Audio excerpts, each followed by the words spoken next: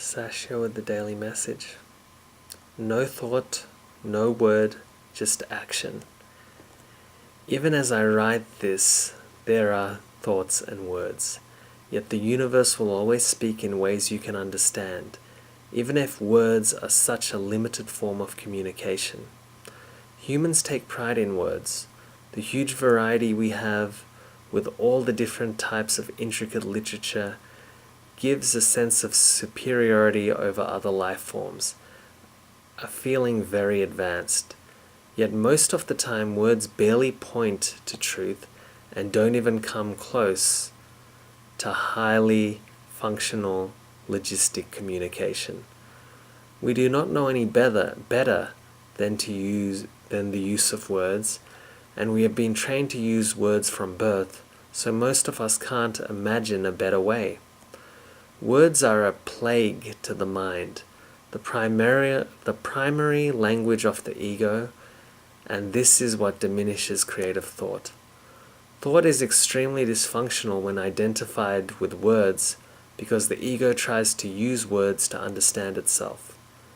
Many words are gross labels that strip away the infinite nature of all objects.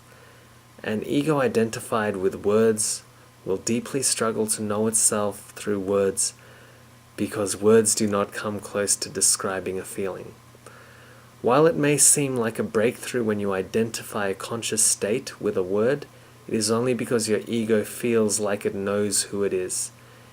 It makes it okay when it has a name and gives it a sense of self. A trained ego of today feels lost without these labels. Limit the use of words, especially in your head, and feeling divine action will come through you. And this is the beginning of the new thought intelligence. While you may need to relate through this old method from time to time, limit connecting to the objects around you through words. A different, more powerful and effective thinking will arise. This thinking, this power, will have very little to do with words. Your ability to feel your body and the environment will dramatically increase in immense detail when words aren't creating your experience. Bit complicated, this message. All that's being said here is that words strip away the infinite nature of the environment around you.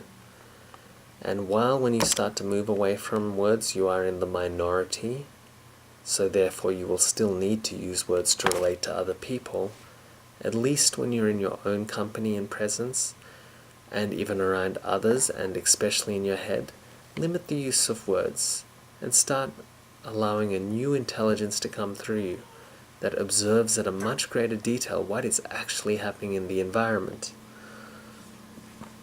And then you will start to know the infinite nature of things. Because whenever you label something with a word, it mostly becomes background, because you lose what it's really about, and you keep searching for something greater and more stimulating, which you'll never find if you're stripping away the nature of things. Thanks for listening, Sash.